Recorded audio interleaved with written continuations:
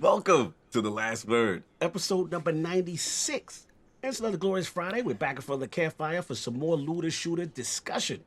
I'm extremely excited about our special guest, so we're going to get right into it.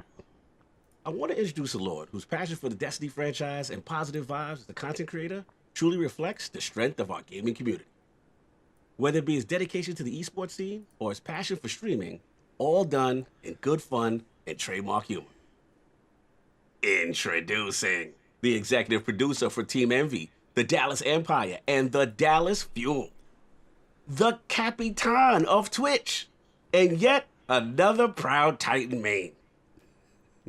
Live from Dallas, Texas, and making his debut at the campfire of The Last Word, my man, Lord Captain McFly. How you doing, sir? I'm doing well, gentlemen. Thank you so much for having me on. And I will not say Titan main. I do love all classes equally. There we go. Oh, I just happen to be a Titan currently. He is an omniclass. Omniclass. I'm an omniclass. Honestly, if I really had to say, like, for D1, Warlock is what really kind of what I took to.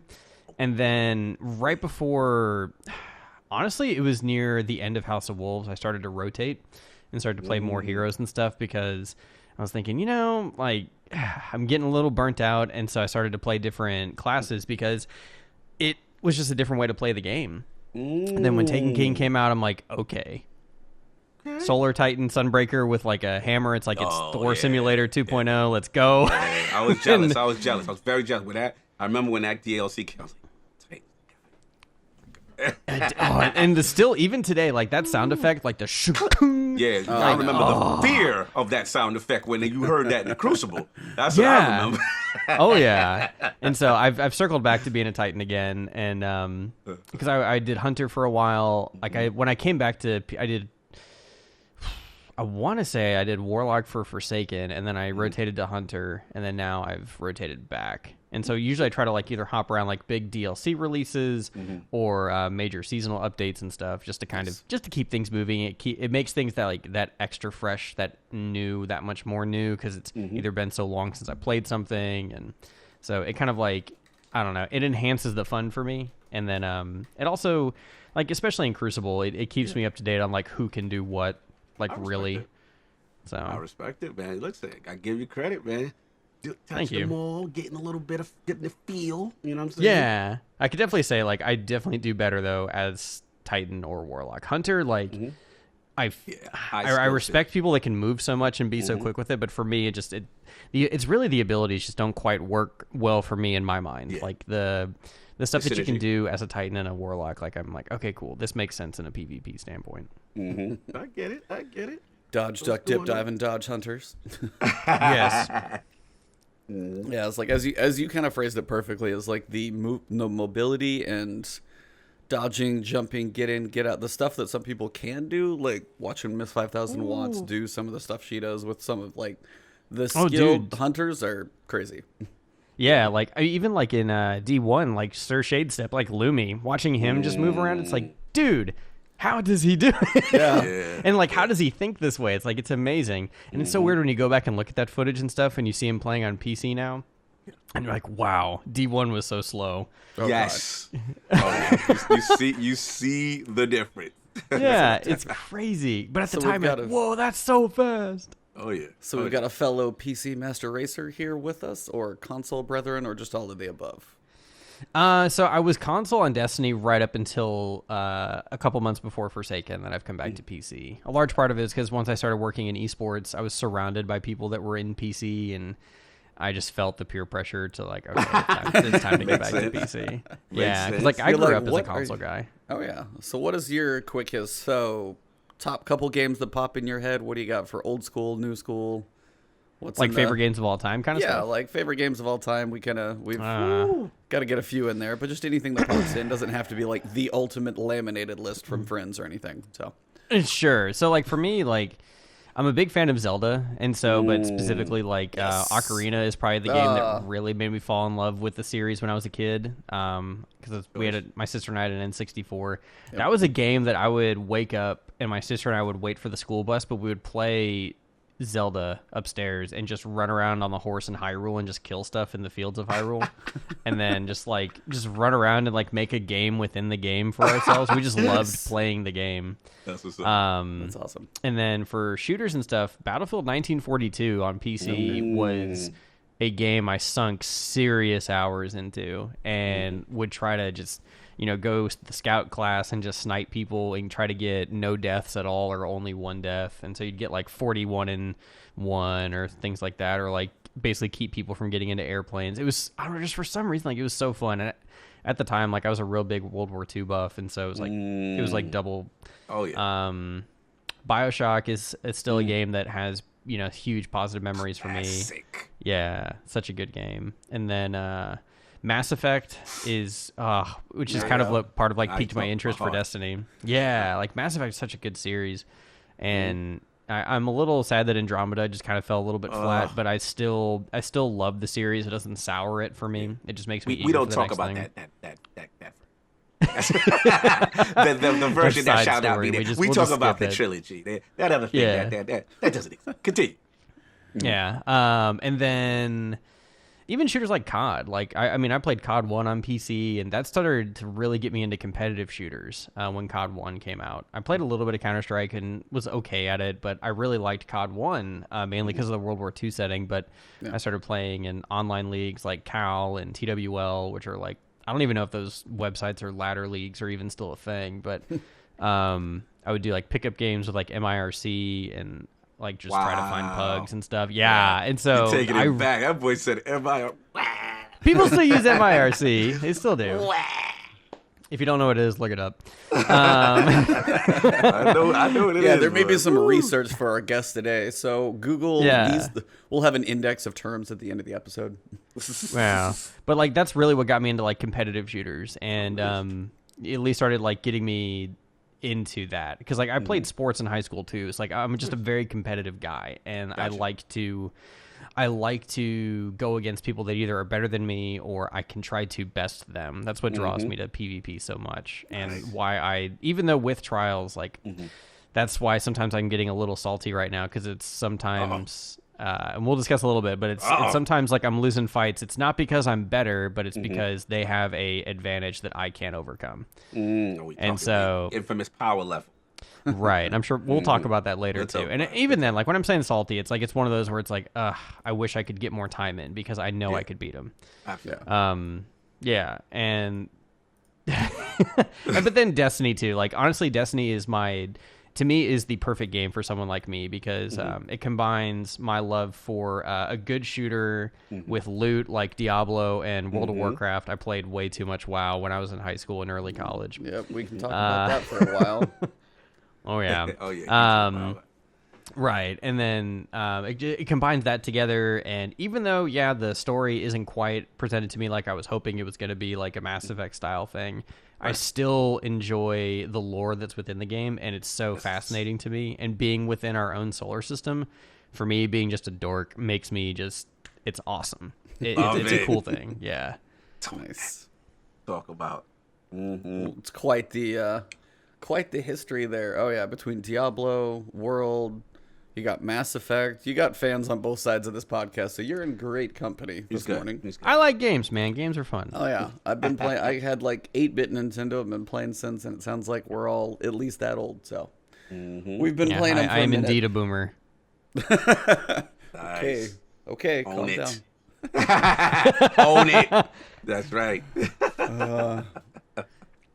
Well, so you are involved in, and then I wanted to ask you as well. So you're like your journey into just esports and stuff like that, kind of just a little history of how you got into actually being part of like pretty big like situation down here in Dallas. Like kind of how'd that happen? What's a quick little history, and just like what's your experience in like being around people in esports, and how do you see that like growing, just that whole field of everything going on?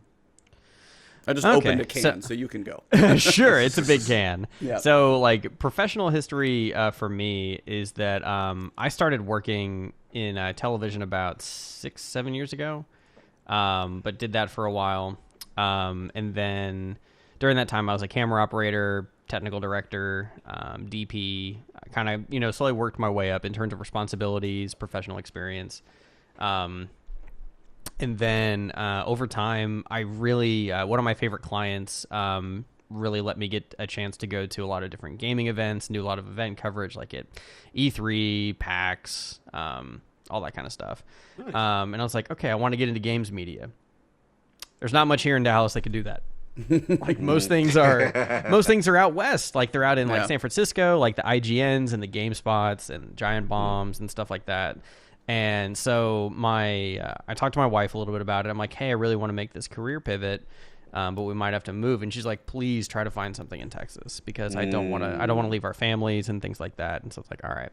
Yep. So knowing that, it slowed the search down a little bit.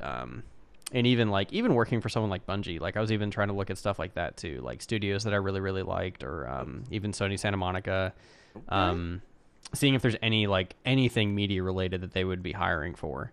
And then the position here at Envy got listed. I got a tip from a producer that I used to work with, and she's like, hey, I had lunch with who then became my boss at the time, Justin Rojas. She's like, hey, they're going to be doing a listing for a producer position here. Keep your eyes peeled on this. It's probably going to go up tomorrow. And so I just stared at ZipRecruiter for the next 24 hours. Refresh. Just waiting for it to list. Like, are you going to sleep? I haven't blinked in 24 hours. I'm just sitting It's like, no. This thing is coming. Like, resume's ready. Just need to tweak the cover letter to make it cater to this thing. And the listing came through, and I looked through what they were looking for and the qualifications. It's like, I don't have to lie about any of this. Isn't it nice?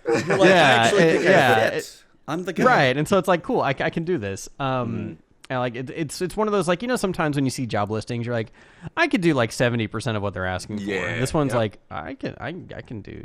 I don't have to BS them on this. Like, I can straight up say, yes, I can do this for you. Nice. And so I put the resume in and did the interview and everything, and eventually got the gig, and started out as just a producer, and then we've had because Envy is still very much like a small company, and so people still get shifted around, and then so now Justin's over leading events, and then I kind of got shifted up to more of like a mid-management role, and so now I'm executive producer for all of our content, but now I'm specifically focusing on our live stuff, because of the quarantine situation. We've had to like silo people so that everybody can like just really focus in on like certain teams and things like that while we're separated, just to keep things as efficient as we can be, because everybody's got different internet where they're at. But I got into working over here and, working in esports, making different kinds of content, whether it's like meme stuff, reviews, shows. But it's cool though, because the fun thing is it's all centered around games, but it's a big pivot from, studio production going to this, because it's very much like you have full sound stages now down to you're above indie in terms of your resources. It's a lot more like rolling up your sleeves. Everybody's doing a little bit of everything, which is also very common for the media industry in Texas. Everybody does a little bit of everything. But it's been fun though. I've really dug it a lot, and had a chance to meet a lot of cool people, and we're making some cool shows about the Call of Duty League and Overwatch League that we do live twice a week on Tuesdays and Fridays on NVTV. Check us out. It's a new channel that we're plug it all you want. Yeah, you get them all you want. Yeah. So if you are into those things, if you're into Overwatch League and COD League, our hosts are fantastic, and we are doing the shows remote right now because of COVID, but the studio setup that we have for our first 2 episodes should give a pretty good idea of what we're kicking out in terms of what we're capable of. And so it's fun though. Like it's a great gig. Ooh, nice. Sounds fun. Sounds like you enjoy. Tripping into the dream job there, but pretty much, yeah. Like there's not much. It's basically as close to a dream job as I think I could get, as far as like what I professionally can do and video games. Like smashing that as close together as possible. Awesome, man. That's awesome. That's really cool. Yeah. So. Awesome. Well, if you guys haven't caught this guy before, he streams on Twitch as well, CaptainMcFly, so catch him on there. He's got an awesome following, so very cool crew. Babazard as well. Thank you, Babazard, for coming in. He was on here a little while ago, so definitely some good people. Back too. That's the man. Well, we actually do play Destiny, so we may as well talk about that a little bit, right? Sure. So this week in the world of Destiny 2, we got a new bunker. That one opened up a short, little tiny discussion with Anna, and then we've also got trials going on this weekend, but it is kind of the 2 weeks before we get things unlocked. So I just wanted to kind of see how much you guys have been playing. Iron Banner kicked off this week, and just wanted to see what you guys have been feeling, what you've been seeing, anything you've been working on. How's the week starting out for you guys? Hey, man, what's going on, bro? What's going on, McFly? So I did get a chance to check out the new bunker and was a little disappointed to see that Anna was a Blade Barrage hunter. I was like, no, she should be at least like a, I don't know, like, because she did the knife in the first bunker cutscene. So it's like, okay, sweet, maybe this is gonna hint at Blade Dancer coming back, or so I don't know. That's what I hoped for. Because to me, like the way that she looks and the way that like how acrobatic and how she moves, it's like, dude, she should totally be, like Spectral Blades or something. Like it's just, it seems like for that power fantasy, because Cade is the gunslinger, so I wanted her to like, at the very least, be a different subclass. Yes. Yeah, that's what I was hoping for. Yeah. But even then, it's like, all right, cool. The bunker was like, all right, it's another bunker. I did like the Hive extra aesthetic that was added to it. I think that's cool. The event itself, though, like, for me is No,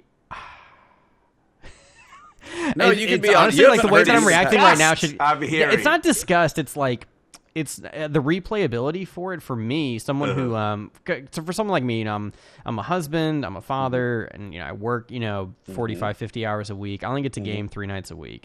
So if I'm going to spend my time grinding an activity, I want to at least enjoy the activity for the 4 or 5 hours I'm going to get that night. And it's just the gameplay loop on that for me is not that enjoyable for me personally.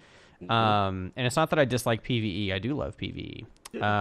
But it really I don't know. It's not as dense as I hoped it would be. I kind of wanted to see maybe some more variety in terms of like maybe having more rotation in terms of like things that you find within the bunker, or making it feel like but it's basically the same thing, different location from EDZ to Moon. I was maybe hoping for something that's very different from zone to zone, whether that's just the actual structure of the bunker, in terms of like the hallways and everything. That like, was even the same, because I know I went down a staircase and turned. I was like, oh, here's a little 2 hallway thing. Okay, here's this little like it. I don't want to. Again, never. I hate like throwing shade anything at like developers in the time that they've gotten stuff like that, but I was like, copy this hallway here, put this one here, boss room rotate, like it's almost the same. It feels like it really much. Yeah, and I understand that we're seeing Bungie for the first time on their own, no support studios and things like that, and so I do give a lot of grace in that in terms of how I'm feeling about it, but it doesn't negate my experience from how I've been taking in and digesting the content. So it's one of those things, like it would be something I would hope to see if we do an event that's similar to this, whether it's a Warmind or a thing that's going to be same thing here but similar on different planet, like having more variety in terms of the presentation, so that as we're going down into that area or beginning that mission, that we're not like, oh, I know exactly where to go because I just did this for a week or 2 weeks. I feel that. It's good point. Yeah. And so, like, at the same time, like, I appreciate what it is. I like that we're getting to do stuff with Rasputin. I think that's cool. I think it's interesting that he's the, our main NPC that we engage with, and it's not Anna or Zavala. I kind of hoped for a mission kind of like we had, like, with Cade at the beginning of Forsaken, or, like, any mission that we can do something that is with the NPC in a mission, I think is something that I would love to see more.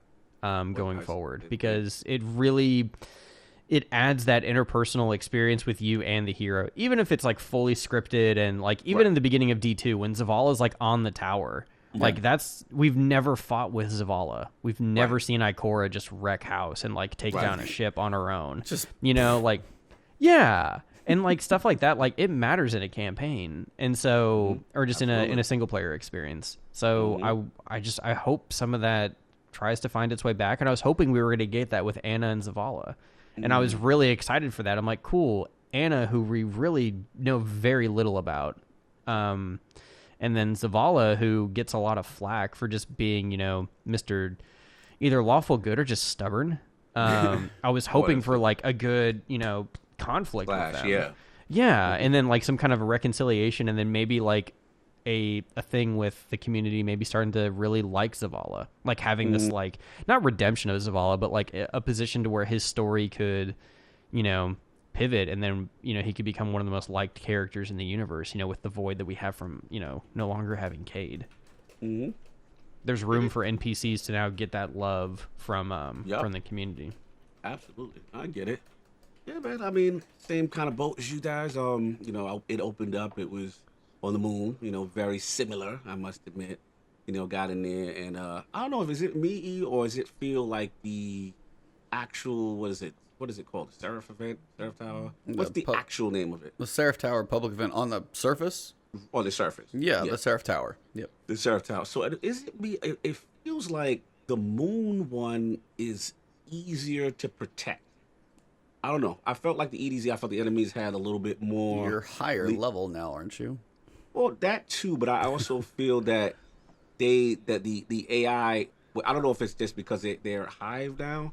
That they I felt like the Fallen was sneakier. Like you got. Oh, they for sure. Yeah, you know what I mean. Yeah. Like they go invisible. There was tricks and stuff that would get them on that plate to prevent the thing from jumping off. Whereas the Hive, I see them a mile away, and I'm like, okay, it's pretty straightforward. Except when they put the big old shrieker at the you top. almost have like the difference of like Vandals who are gonna like go on all fours and run at you really fast, or Marauders that are gonna be invisible versus like first they're all there like exactly. It's a different. But yeah, feel. that's kind of like NPC like design differences though. Like Fallen are much more tactical. Yes, like, not as tactical as like Cabal, but like Hive I wouldn't say are stupid, but they're better served in tight spaces, kind of like the Crota raid and stuff like that. There you go. Look at that. They're meant to be overwhelming in a very tight space. There you go. See, someone eloquently could say what I was thinking. Spread out on the surface, not so effective. Yeah, exactly. Because even on the moon too, like the Knights are a big pain even out in the open. Because if they've got that shield, they can they have time to close the gap on you a little bit if you're not careful. Exactly. And Shriekers too. Like honestly, a Knight and Shrieker combo can be a pain in the biscuit because it's like if you don't have anywhere to go, like if you were truly in the open, you're in trouble. Exactly. Yeah. Exactly. Man. So yeah, that was pretty much it. But I knocked that out. Got back in there. A little surprised to see that the bounties then shifted also only to that bunker, which surprised me. So I'm like, because I remember I went back to EDZ. I'm almost finished with EDZ. I just got like 2 little nodes I got to do. But all in all, I mean, same kind of thing. I wasn't disgusted, but I'm just like, oh, okay, more of the same, that kind of bit. So that's been it for me. I got the light level up. Got 4 horsemen finally done. Nice. So that was fun. I had fun with the Lost Sector bit and stuff like that. Shout out to my boy Kai Box who helped me with that. And yeah, man, just been chilling. Just been chilling, just doing that, and obviously waiting for trials to come back around so I can jump back in the mix. You know what I'm saying? But yeah. You've been playing any Iron Banner? Yes. Played a lot of Iron Banner. Yeah, I played a little bit on Wednesday too. Yeah, me and you played some Iron Banner one night. Yes, we did, actually. I know, there was an Evantis Incognito sighting that we was able to get it in. Evantis leading the leaderboards. The Mr. I don't play PvP, but always finds his way at the top. Definitely not always. I do okay. He was doing his thing. Shout out to Stone. We had a nice group, man. We had Stone, we had Scream, we had like a 6-pack running in there for a bit. So. Sinister, Addict, the crew. So we got some banner going. I'm always gonna like that. I mean, it is what it is. I'm a PvP nut. But I will say, after experimenting with Hardlight, you can't beat them, join them. Man, it is. It's disgusting. It's something. McFly. It's disgusting. It is, but it is and it isn't. It is and it isn't. It is. No. I want to hear I'm why not going to be a Hardlight apologist here, but okay. I will say there are still ways to beat somebody that is using Hardlight. Break it down. I want to hear these tips. Sure. And honestly, this is just more so just Destiny Crucible philosophy in general. Let's go. I'm about this. Go. Yeah, this is part of what makes Destiny good compared to, or it makes it unique in terms of a game like Call of Duty, which is more like if you were seen first, you're dead first. Yes. More than likely. Whereas in Destiny, very much like Halo, you have the ability to have at least a moment to retreat, reset, and re-engage. Sometimes. Now with Trials, it's maybe not as not as easy to do it because of the power differences. But if someone is using Hardlight, you need to force them to make a decision that's going to make Hardlight not viable. So using your radar within doors and stuff, get them to come forward, use your teammates to make that player look somewhere else. You maybe have to do a 1-1 trade if you have to, or make them make a decision, like, spread, have like team fire, work with your team. Like if you know you're dueling a Hardlight and you're not rocking Hardlight, then you either need to know that you're Johnny Snipes and you're going to put him down on that first click every time, because a bit of a thing that I saw, I think Gigs tweeted it out, and I didn't know that it was a thing, but energy weapons have inherent extra flinch just across the board. Oh, yeah. So if you're sniping, know that your flinch is going to suck that much more with your flinch. But if you know you're going to get that click every time, then you can duel them that way. You can put them down. Like, that's a good way to put them in. Otherwise, you need to force them tighter, rock your shotgun, or if you're like me and you're the way of the Voop and still do it. Still vooping? Still vooping. I try to voop it when I can. I tried to pick up sniping because I wanted my aim to get better. And so I've heard from different players and different people that I work with. They say if you really want to improve your aim and do stuff, like, put yourself in a position where you have to elevate your play. Because if you don't, you're not challenging yourself. And the more you keep doing it, you're going to eventually just get the reps and do it. Like, even in Overwatch, like when I was switching from console to PC, the thing I was told is pick mechanically the most difficult to move and use heroes, because it's going to force your muscle memory to kick back in and have to just use everything. So I just started rocking Wrecking Ball, like most complicated movement ever. Out. Hold on.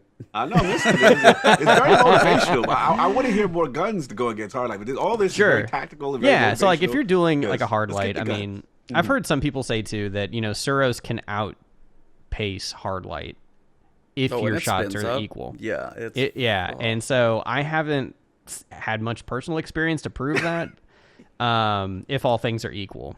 So, because the plus side, I mean, with Suros, you do get that chance for health regen. So, like, I think overall Crucible philosophy, like, you may have a chance to survive that 2v1 if you're rocking Suros versus Hardlight. If you're putting everything on the same playing field, like shots are shots. Is Hardlight strong? Yes, very, very strong. Is it as strong as people are thinking? No, because I've seen and gone against people that are still rocking their spare rations. They're still, I've seen people even bringing out Sunshot recently. I've seen that started to become a thing. Yeah, so it's still like 150 RPM hand cannons are still very much in the conversation. It's just more people are able to get Hardlight, and being able to just rock an auto rifle is a little bit simpler than rocking a hand cannon when you're punished for missing. Easier, right? That's what I always say. Even I just disagree. But, sure. I mean, it's more so like to get shots down range, you're going to get more bullets down range and have a higher statistical chance of hitting something with an auto than a hand cannon. It's up to 14 shots versus 46 or 36 or something like that. It's just the odds are a lot more in your favor with an auto connecting, especially with ricochet rounds. Like there's no room range for error. Fall off and ricochet across here. Hold on, I gotta talk. I've done that.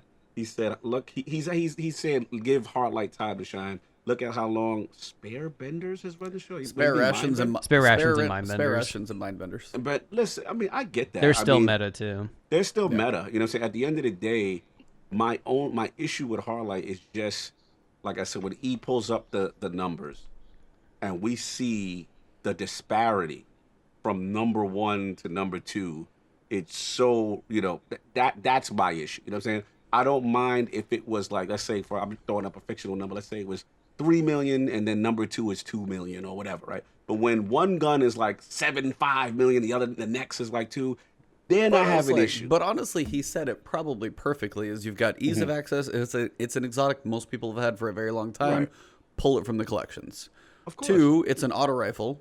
So as you've said, it's an easier thing for a lot more people to use. So even the people like and the recent buff too. Yeah, the buff for sure. But even like me, average Joe Schmo in PvP, like they're gonna at least try with that. So even the people who may not be getting as many games in, like Grenade or Jake, who goes 55 times flawless or whatever craziness that man did, they may get more time in there. But even the average player is still probably gonna just try that one first, because you also said spare rations harder to grind. Mindbender's Ambition, Harder to Grind. Like the ease of just like those are available this week, by the way. Try to go get them. Yeah, if you want one, they're available this week. Yeah. But yeah, it's just like those take farming. Most people, if they played some over the course of the past 2 or 3 years, can have able to pull that one. So even just the ease of attempting trials, they're like, well, I hear this thing's good. I see laser lights. Right. Oh yeah, let me go pull it out. Just it's a whole. That's probably another reason it's probably climbing up easier. It's one gun just about every single person has. So absolutely. And the fact I think there's also dominant. Yeah, I think there's also something to be strong. said too. The maps too. I think maps also sometimes are maybe skewing the numbers. Like, anything CQC with the Hardlight, I think is where it shines. Like a very tight place where Ricochet can play a factor. Yeah. You know, I really want to see the numbers when we play Widow's Court. Okay, yeah, that's a good one. I have a feeling that's going to be the map on Friday or today. Now, I will say this to your defense, McFly. Like I do see snipers out there still moving. Beloved's out there still moving. I'm seeing snipers are really getting. And I'm not a sniper at all, and I actually love to see it. You know what I'm saying? Because I'm like, okay, these are still viable. So 100% still viable. To me, I still like mine is Hardlight. I love the meta. I still think everything else is still pretty much competitive, and I'm having fun with a lot of stuff. So yeah, man, I'm gonna and I've seen the new trials weapons that dropped, the shotgun, Astro, whatever. Astro Horizon. Yeah, I gotta shout my boy Cross out, man. Astro Cross got a good video out. He done gave up one of my secrets. Gilliard, man, Gilliard. If you've been doing a Black Armory, 600 RPM energy auto. That it's a reg. I don't know if you can farm from it from the auto bounty. I'm not sure. That may give the ringing nail. Is that the one you get from like the Forge Saboteurs or something like that out in the world? Gilliard, bro, it's dirty. Yeah, it's really good, man. What's your roll on it? I believe I got Rampage and Snapshot. Nice. Rampage okay. And Snapshot. Is it an energy auto? Energy auto. Dang. Bro. Yeah, it's really nice, man. And you get either rangefinder on it or some dynamic sway. You're good, and that thing's wrecking. I'm seeing people wrecking with that too. So it's what are you rocking in your kinetic slot with that? Kinetic, I'm kind of flip flopping right now. Actually, no, what am I talking about? I got me a nice Pillager SMG. For some reason, I got an Outlaw. I believe either Outlaw Kill Clip, I believe on it. Oh, perfect. Well, bro, it's nasty. It's nice. A 900 so someone pushes RPM. you're ready to put them down and then swap to and get the next one if they come through the door. I've been doing that, and then Shoddy got me a nice Hawthorns. It's kind of the best, Shoddy I have in kinetic. That's kind of PvP based. I don't have too many good PvP kind of roles for my kinetic Shoddy outside of a Paradox. But my Hawthorns, the range is just so much more. So I just said Hawthorns is still viable. I think people just have forgotten about it because it's a launch D2 vanilla gun. Still a good shotgun. Popping back up. Yeah, my rolls on it have been terrible, but I've seen a couple been like, oh, come on, give me a good one. Not yet. Yeah, but I do think even though Hardlight is really, it is, I've seen your numbers, E, and I've seen them I see it on my feed all the time, like Hardlight this, Hardlight that. Right. And I'm of the mind that, and I did this a lot in Destiny 1 too, like I am stubborn and I'll try to go against the meta. That's what I do. Because like even in D1, like near the very end of it, I was rocking Sunbreaker with Garrison, and I did Last Word Saladin's Vigil. That was my loadout. Nice.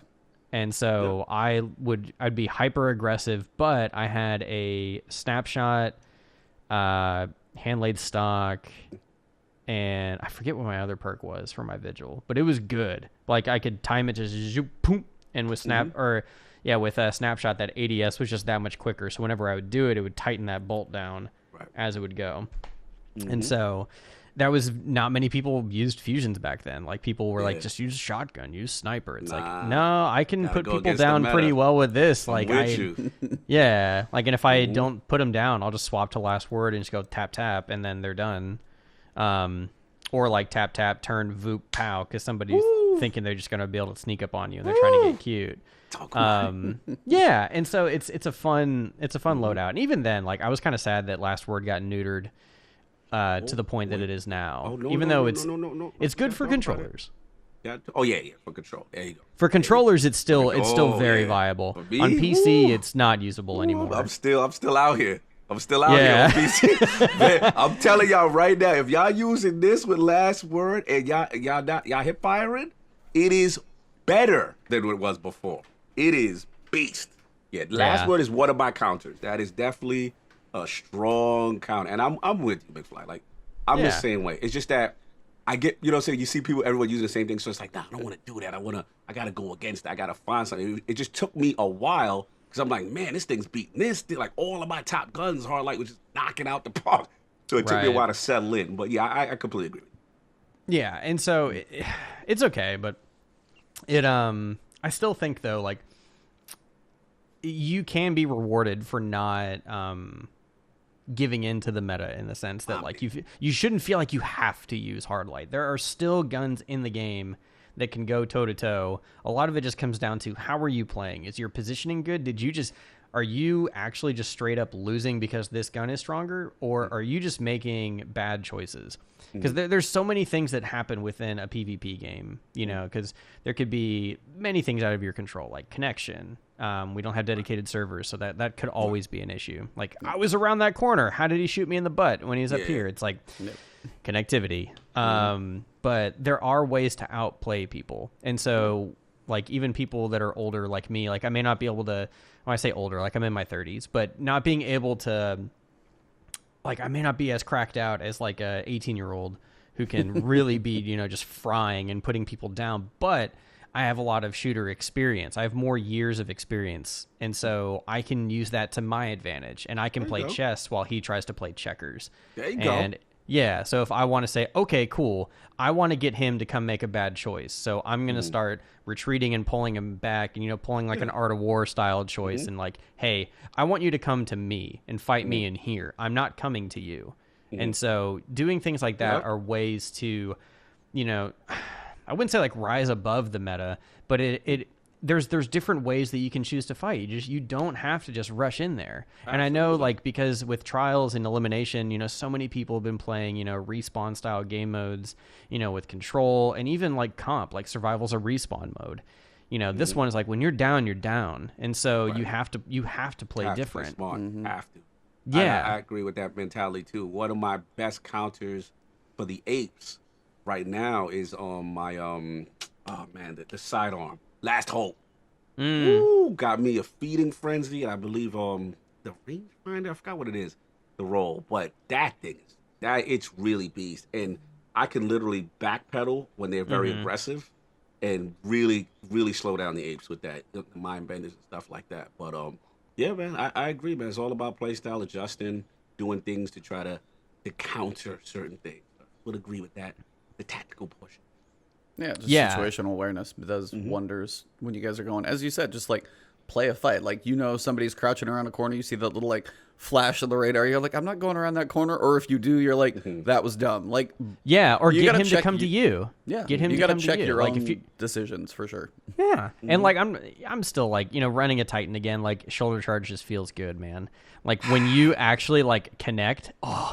Oh man, it's one of those things. Like, I forget the guy's name, but he's got a big mustache and he's always in the Vidocs and does a lot of like vocal sound effects. Like, I love this man. Yeah, I really hope I get to meet him someday and just give him a hug, because it's like, you are such a sound guy, and I love it. But like, that's how I feel though about shoulder charges. You know, when you're able to round that corner and just boom, and you just put him down, like.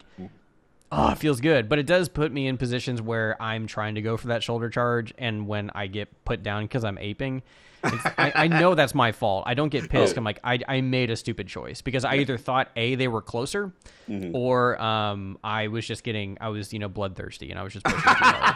Oh yeah, I was seeing red. I was like, I'm gonna get. It's like, this boy needs to taste my knees. Oh, my God. Shout out to Simon there. He said, no shoulder charging, CaptainMcFly. Social distancing is important. I know. And that's the other thing, too, getting used to the lock-on distance. Yes. I found myself shortchanging like a little bit now, and I'm like, I still don't have the muscle memory in. That's all as a warlock, that's all I asked, E. Just the option to miss. Warlocks were just fine. Someone that came from like playing Warlock for a while, that melee was still fine. They didn't need the increased speed, because the power on it was so good, and the distance was good. Yeah, they have an issue with it, but we all have to agree Supernova had to be broke. Oh, handheld Nova, totally. That was stupid. That was stupid. Ridiculous. I'll admit that. And on top of the 40% shield from the Controverse holds, that was crazy. So yeah, busted. And as well as that one-eyed mask. See what that happened. Even as a Titan, I'm happy it's gone because just when you're facing, you're like, oh god, there it is. Yeah, like I'm just. It's also just not a handsome exotic. I'm not. I'm definitely like I fall into the same camp as Dylan. I'm like, form over function sometimes. So wait, what don't you like about what you call it? What you just it looks ugly, man. Like it's almost like a horror movie / sci-fi, like a futuristic horror movie mask. It's like it's odd. If I if I made my aesthetic more Mad Max style, then maybe it could work. But I don't know, man. It just I like to see my Titan as like a space knight. And so, like, I try to make him look like, I don't know, this just unit. And this just, it makes him look like he's putting on, like, a mask from It or something, walking around like it. It's a different look, though. It's like a horror thing. No, it's like, I mean, power to you, man. I mean, if you like the look, you like the look. That's cool. It serves its purpose. No, I was going to say, like, a Titan I picture, and they nailed it, too. Like, the Saint 14 last season seasonal armor, that's a friggin' Titan. Like, oh, totally. Yeah, so it's like, then when you have this, like, crazy mesh, one-eyed, funky. Yeah, it's like you have to build around that one, not this like glorious. And that's the same thing with like Verity's Brow or some of those like bone ones. I'm like, where do you fit into my play? I have no fashion in this game, by the way. I get called out on Twitter a lot. Yeah, we're going to talk about that. Yeah, there's a guy that's he's made some pretty good-looking Titans and characters. He's a guy from Rezo. I think it's Lego, like Lego Flash or something like that. I remember he put out a Titan that had. I think it's like blood something. It's like one of the shaders you can get that's mostly black that has some red accents to it. But if you don't have a dead orbit shader, this is like a consolation. I like that terminology. Yeah, the backup. So it's a backup dead orbit shader pretty much with red. But he had something down low where it was like a Dreaming City Eververse era legs, and it's like, you know what, that looks kind of cool. It had like a glossy tone to it, but it like was busted because it was like normally a bone texture, but the way the shader applied to it, it made it shiny. And it's like, okay, that's a good look. So yeah, there's ways to make things fit. Like that's one of the things I was happy that we could now like ISO shader per item, and so we could try to like work our way into making our own different pieces. So much individuality. Completely agree. That's one of the most underrated changes. We had that ability. Yep. I agree.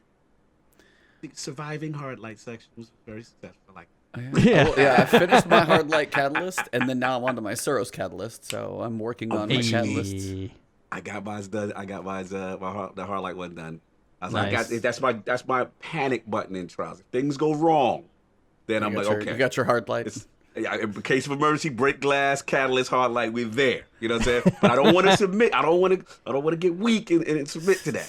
So I'm trying to focus on what you're saying, McFly. Do these other things, get these other guns going. Yeah, then, be prepared, but also play your way too. That's what makes Destiny great. You can indeed play your way to a degree. It just may mean you have to alter like your play style a little bit, or like you maybe need to, educate yourself a little bit, or just honestly be open to criticizing yourself and admitting you made a mistake. Absolutely.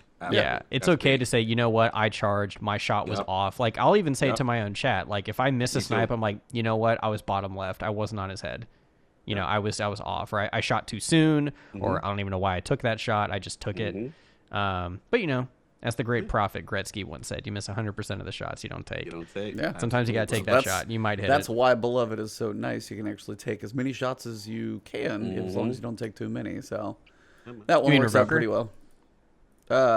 Revoker. Sorry, that was. Yeah, I was about to say, Beloved. Wait, hold on. What role did you get? Yeah, I'm like, tell me about this. Be like secret. Yeah, I got that secret, bungee hookup role as Cognito gives me crap. All right, hold on. Time, Someone called Deej. We got issues here. Yeah, I'm telling you, man. Luke. Well, see, I got the connection to Luke over here. That's what he jokes about with whatever me. meta changes and sandbox changes that E ends up bringing up on the last word. They literally get faxed right over to Luke, and then the next maybe week or two, we'll get a new director's cut explaining the new directional change and philosophy change, and he gets what he wants, man. Man, Ghost Rider for Bungie confirmed. You heard it here first. Oh, he's got that platform, man.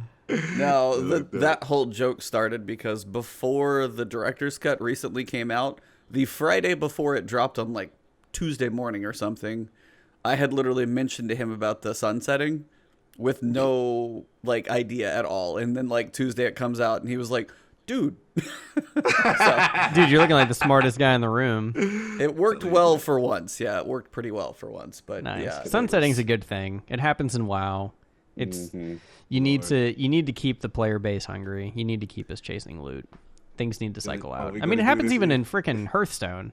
Like, come on. Like, you need a reason for people to keep coming back, man. I was liking McFly.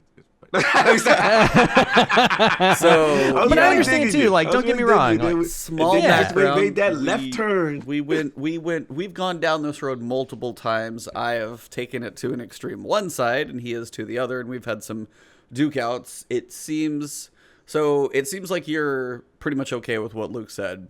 About weapons getting cycled out. Yep. Yeah, absolutely. I think it's a good thing. Now, I can see reasons that it could maybe piss some people off. So I think it's really cool that I'm lucky that I've got other people like in my family that play Destiny. My father-in-law, who's a grandfather, plays Destiny still and loves it. But he'll come and ask me questions all the time about the game because he knows I play it. He knows I stream it. And so I do get to honestly see someone's perspective that's drastically different than mine. And when some of his guns now, he doesn't really understand the idea of sunsetting, but seeing the weapons that he's still using because he likes them and knowing that, those can get taken away from him, I can see someone who doesn't play nearly as much but still enjoys the game. I can see that bring a lot of frustration. But at the same time, you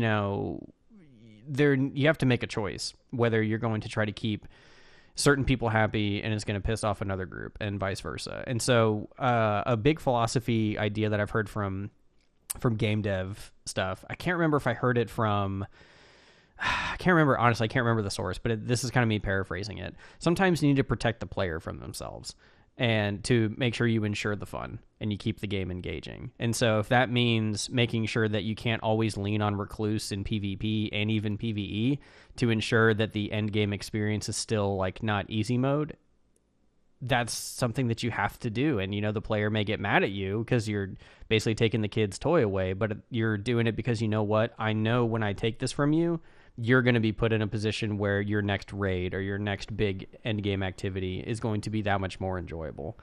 And it's one of those things they have to look at for the best interest of us as the players in the long term. And that's definitely in the responsibility court of Bungie. And I think that's what they're trying to do.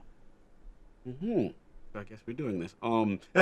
Yeah. Are you asking the other side of the question? The yellow glowing ones? Well, I thought you were about exotics? being that you, so okay, hit me. I'm ready to, like, the caffeine's hitting. I was like, he's mid stride. So the other side is, do you think there should ever hit exotics? Honestly, I don't know how you would approach it with exotics because it's so different. Now you're saving yourself. Okay, you're back on point. Because the thing is, like with exotics, some are quest based and some are not, and it's. So that honestly just alone makes exotic tuning and sunsetting even bigger of an issue. And I can understand why they didn't do it yet.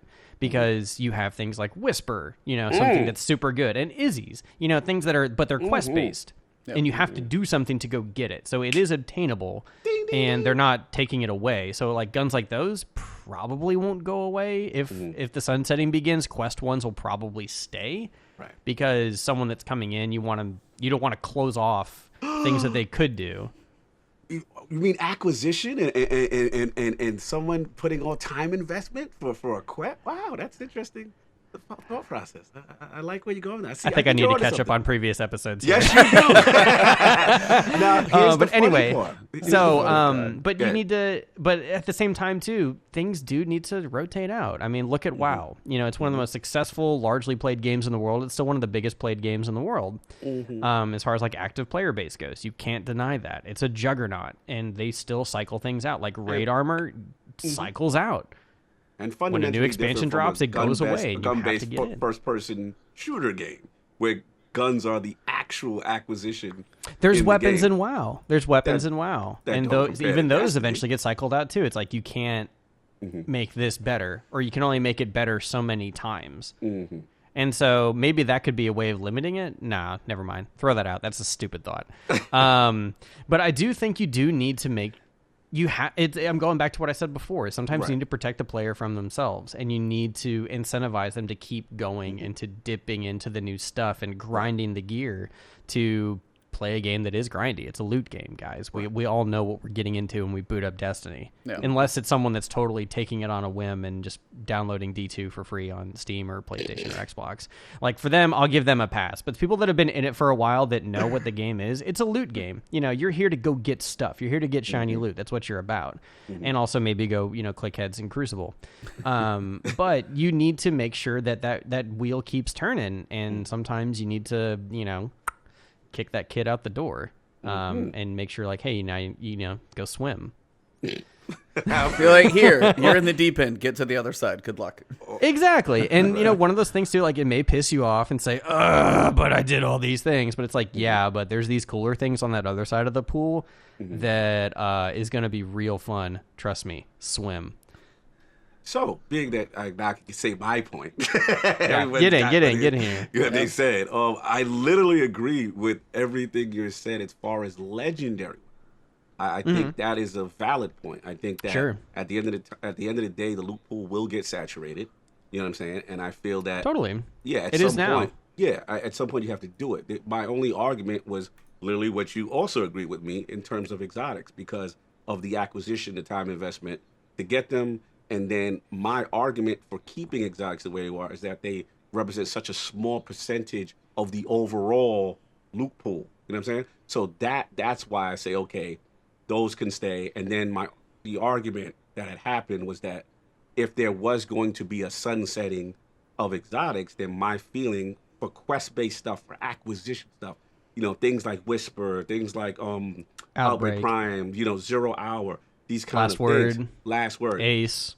Right, there you go. So these are all tied in.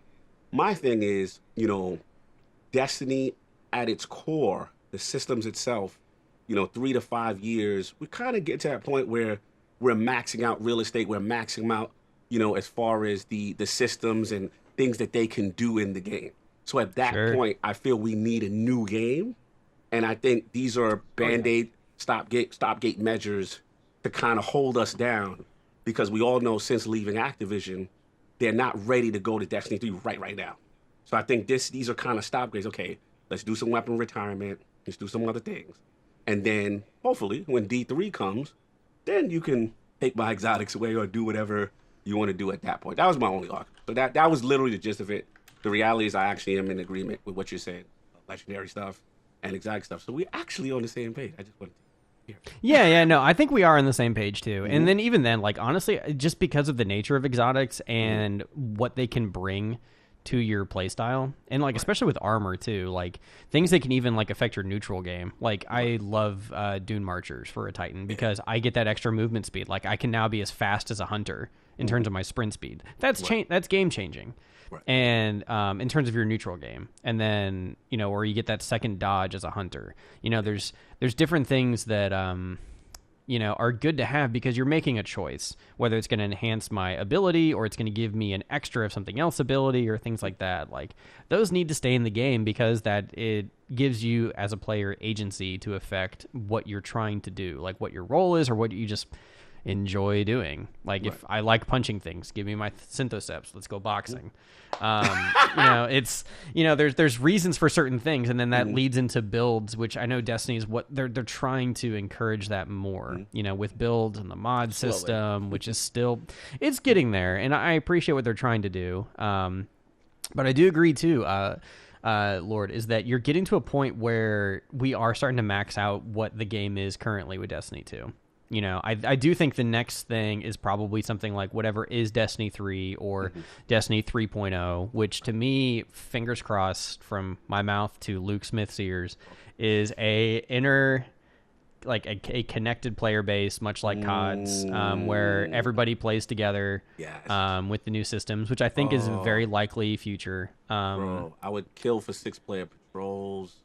Sure, but honestly, just being able to play with different people, but also, I think, but having that extra hardware capability, I think the games themselves, because that's why we're seeing things cycled out. Like there's not space anymore without making the game insanely large. And even then, like that's a lot of just data to squeeze into like a downloadable package. And there comes to you hit a push-pull moment where what are you trying to do? Kill someone's hard drive or give them a good experience that rotates?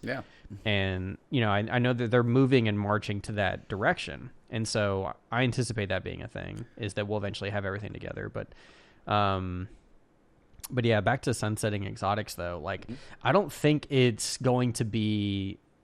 If it happens, I don't know if we'll see it this year. I don't know if we'll see it before September. I don't know. My one question about exotics was this. This is the one thing I asked him. It took me like 10 minutes to get a flat answer, but I did finally get one. So, and this is the hypothetical because we're talking about the saturation of Destiny, and I gave that little caveat to it. But take the whiteboard, for example, that you saw in the Vidoc a while ago, year 4, 5, 6, 7. Say Destiny 2 somehow does... They don't make a 3.0 and blow up the tower and start completely over. They continue to evolve it. Thank you. I'm not saying they won't do that again. I don't think they'll blow it up, but I actually wonder if the Saint 14 mission where we die or whatever. No, I don't think they'll do that. I think it'll be truly gated. Like when Burning Crusade first dropped in WoW, the first big expansion for the game. It's like all this stuff. Yeah, you could stay level 60, but as you level up, this stuff stays 60. So everything you're getting, your blues are now replacing your purples right out of the gate. Oh, okay. So I think that's just what's going to happen. So my basic question was, say the game does last, say Destiny 2 does keep going, and they do a Destiny 2 3.0 or 4.0 or however this thing goes. Say it is year 6 of whatever this whole franchise is. And my question was, should you still be able to take Whisper into the newest raid and have it still be effective? How long? I was trying to take an extreme level of if it lasts and we're still in this world, should the year 1 exotic quest weapon still be infusible up to the highest light level? He's literally on my screen. He's right in the middle in more ways than one right now. I can see it in his face. This goes back to what we were just saying, though. We don't know, because it's the way that Whisper is honestly, I think, a unique one to use this example for, because it's something you have to do a specific activity to obtain. This isn't something you can get from Xur. It's not an RNG drop. You have to do something to get it. So I don't think that's a fair comparison. But because of what it is as a heavy, since it's a heavy, I like this McFly now. Yeah, but man, I don't know. And here's the thing: I don't know. Part of me says yeah. Part of me says no. Because if I say no, then what is in the game that is comparable that I could go get? If there's something that is a strong heavy in its place that is very good for PvE, specifically for boss fighting, because that's what Whisper is good for, is bosses. It's not a PvP sniper, or it's not intended to be in terms of its perk set, unless you're just acing people. But even then, it's such a hulking thing. Your ADS speed is terrible. It's not a PvP. You are hard scoped pretty bad if you are. Pretty bad. Yeah, exactly. And so if there is something that is comparable to my damage output, then I would say yes, as long as there's something that's available, or at least there's a thing that's designed with the new raid that snipers really aren't viable at all. Or it's maybe not considered optimal, or the design is more we're building this to be more of a shotgun style boss. This is Wrath, where you can get on top of the boss and just go. I miss those days. Yeah, stomp mechanic that poofs you into the. Sure, and maybe this boss doesn't have a stomp mechanic and things like that. So I think I would say yes, as long as there is design to keep it engaging to where I'm not going to be like, man, if I only had Whisper, as long as you don't have that remorse feel, and there's other things that have been designed in what's coming, I think it could work. But there needs to be an overall design plan before you start to sunset stuff for activities. Nail on the head. Right down the middle, man. I like that. That was some bungee PR he just did right there. That was smooth. I like this guy. Did you get training notebook or something? No, it's genuinely how I feel. Yeah. It's one of those things I think it can be done, but you got to do it appropriately. And I don't, and I'm not even claiming that that's even the best answer, but that's just thinking here on the spot. I think that's something to at least consider. You know, if you're going to be sunsetting an exotic, you need to make sure when you do that there are ways to make sure that the game is still fun. There's ways to there's things that I can chase that can replace it or even be more fun based on the mechanics and what's going on. And you can still do things like patrols. Yeah, whip it out. Go have some fun. Or if you're running classic stuff, go do it. But when it comes to like, you know, the current end game thingamajig, you know, if it's not in my arsenal of what I can use, then I must have other things that I can get that will still make me a boss, like make me a killing machine, you know, like a demigod killing machine. You know, you need to make sure that you're still empowering the player if you're removing a power Especially fantasy if you're taking from some things away that's worth effort. I feel that. Yeah. It's like, hey, you know, you worked really hard for this, cool, but guess what? There's a thing right over there. Keep working for it. I guarantee you're probably going to love it. Sweet. That's all I need to know. That's all I need to know. Cybernary, he was sitting on this one for us. He was just saying, curious. We talked about PvP. He said, what weapon loadout do the three of you go for fun right now in PvE? So what's your fun loadout? I don't know if for me, I don't know if I have a fun loadout, mostly because I'm usually working on bounties. No, I'm usually literally like war. You heard it here. E does not like I thought you was about PvE. to say the damn bot gun. I was about to lose it. Oh, go figure. No, that's just You spare rations. You go. No, I have changed weapons so many times this season because the repeatable bounties are just like use these weapons. I'm like, all right, so what do I need to do? I need a void bow, a hand cannon, and an arc machine gun. And go. Like, how much can I get this to double dip? I need arc and autos. Sweet. Well, guess what? Hardlight's coming out. Let's go. Yeah. So I was like, this season probably has been the most versatile use, just because I haven't been doing that much raiding. I've been doing a lot of bounties and public events and bunkers and stuff like that. So I honestly don't have a great answer for that one right now because I've shifted daily, pretty much picking up the repeatables, if not every hour, depending on what I'm working on. So no fun ones that you try to stay with in the mix of it. What about when you're doing your well, I shouldn't say that because I know you're gonna go to your old reliables when you do like your nightfalls and your legendary lost sectors. So nothing just to kick around. What about when you're doing Seraph? Or you still doing your bounties at the same time? I'm still doing the bounties. Like if I'm doing Seraph, I'm doing bounties. Might as well double dip, triple dip, do whatever you can. Yeah, I'm working on make that time efficient. Yeah, literally everything's kind of stocking those until I know I've got like the next 3,000, which I'm almost there for the next bunker to log in and turn that one over and be done. Right. So it's been a weird season. I mean, yeah, I have my, favorites, but even just something like when we got Fourth Horseman, I was like, oh, if you actually run with a party and they'd be like, hey, you unstoppable him, and then I do a sword. I will say swords. Okay, I'll give you that. Yes. You stole my. I was Swords, about to go in. This season, I have used more than I ever have because you've got the reserves perk, you've got the captain overloads between all the lost sectors and stuff. No, I've been using the crap out of swords, actually. What sword you using? What sword? It was a sword. So from what I've got, I got to remember the name. The biggest ones I like, though, are the ones because I've got like Tireless or Assassin's Blade on them. So if I do the lots of the low attack swipes, I get the ammo back. Ammo back. Yeah, that's a lot of what I've been using because I've got like Tireless Blade and then Assassin's Blade for like sword kills, make you move faster, and then Relentless Strikes. So anything with those three, and I guess it's all just the Steel Sybil. It's just that one that I keep getting from. Is that the Crucible one? I think it is. But yeah, it's just I've got a couple of those, and then I probably have a couple other ones I could try, but mostly just like, I love the looping animation on the sword Infinite Strike because if there's like 20 guys, I'm just like do, and I don't run out. I'm so proud of you right now. This is warming my heart right now. I want to hear more of this. This is the type of E that I like to hear. When I don't hear about that, go figure, and I'm hearing about you. I get a lot of crap for that, by the way. This is what I'm talking about. This is beautiful. Continue. This is great. No, it's been, swords have been surprisingly a lot of fun. I've soloed all the lost sectors so far, and each of them, even if it's unstoppable, hit him with a hand cannon, go in there, swipe. If he wakes up, back the hell out, get that up again, unstoppable hand cannon shot, and do it again. So, like, it's kind of determinate. The top two are typically determined on what I'm working on. Is it bounties? Is it unstoppable? Is it barrier? Is it overload? But swords, I even try like grenade launchers or machine. Nothing holds up because everything is built close anyway right now, fairly reasonably. So then if I can get a sword in there, the only thing I can tell you, I absolutely cannot stand barrier servitors. Hate them, dude. Though I'm not They're digging pain. those right now. They are. Yeah, they be in the back. pain. Oh, annoying. Because Yeah, they hit you man. pretty Not a hard. fan.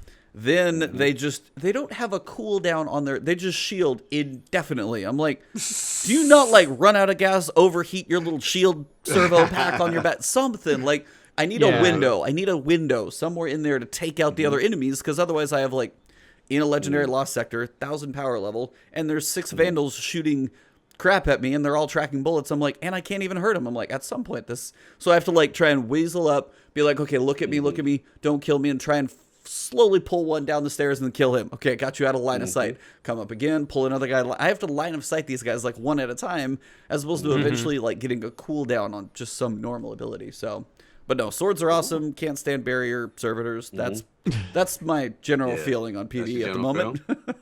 Yeah, I got you some guys? flavor. I got some flavor. Shout out to Cyberman. This is a good question, man. Right now, same thing. Swords with you. I got the Black Armory one. I believe Striker something. Same thing. Tireless Blade.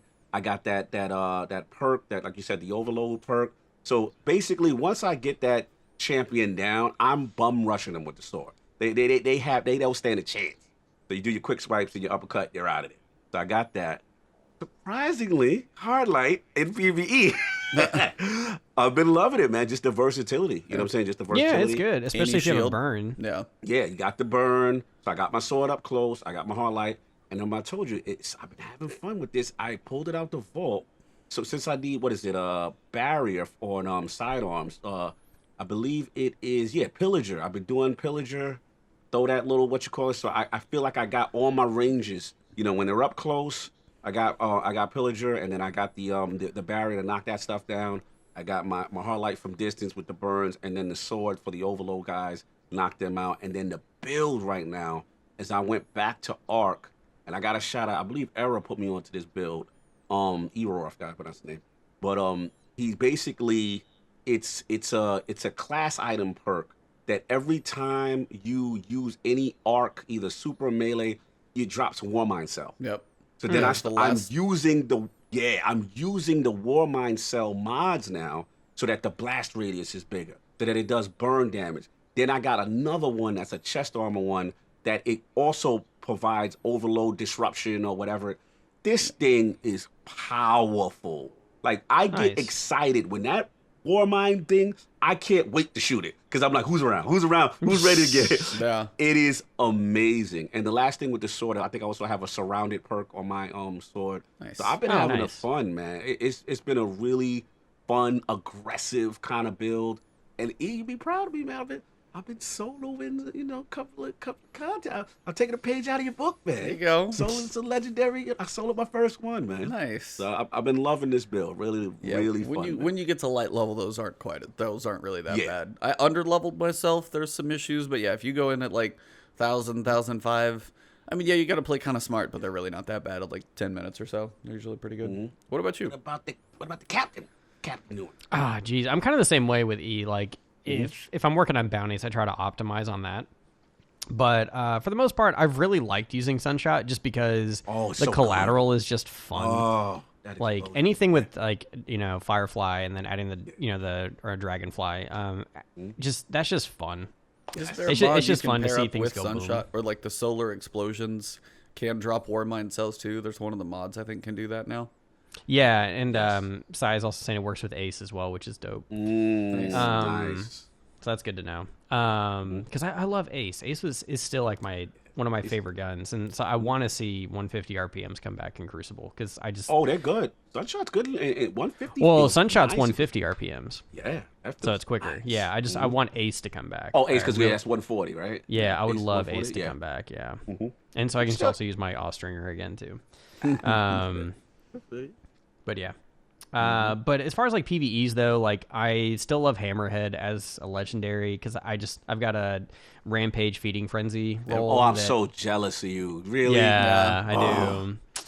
And so like that's my favorite like LMG. And even though like I have 21 Delirium, like I only use it if it's an arc one, because it's fun, but just Hammerhead just is like like you just feel like Rambo. The forged weapons, I honestly would probably vote that group as probably my favorite feel and sound. Like Tatara Gaze It reminds me of like the Barrett 50 cal in real life. It is just like just the way it sounds. Yeah, and then ringing nail when I'm firing that one. I pulled that one out for a solar auto recently. Gotta get Gilliard. That's furnace. There's no way to farm that specifically. It's just like go kill a saboteur. One of 12 weapons. You can farm blast furnace. Or are you talking about Gilliard? Gilliard, yeah. Blast Gilliard. furnace, You have to do something that's a little bit wonky. Yep. That's more of a slot machine pull, but yeah. And then even I'm trying to think like other weapons that I use for PvE. Recluse I still use. Just because it's still, even though it's not as strong, it's still strong. Yeah, especially if it's any kind of void burn too. It's just it's a great thing to pair with anything else in your loadout. And then I did use Izzy's for a long time. I just need to spend the enhancement stuff to get just to infuse Whisper back up. That's still been stuck in my vault. Just because I haven't been raiding really recently. I've been trying to get the Unbroken title, and so I just got to get one more comp. Legend spot, and so once I kind of get that done, I'll be switching hard back to PvE. So I've been more so like really focusing on my PvP loadouts. Nice. But shotguns are still fun too. Like, Paradox is still enjoyable. Yeah. But anything that makes stuff go boom, like if it has Firefly or Dragonfly, like that stuff makes me happy. Because it's just fun, especially like on dregs. Like if it's a room full of Thrall or dregs, like boom, boom, boom, boom, boom, and you're like, yes.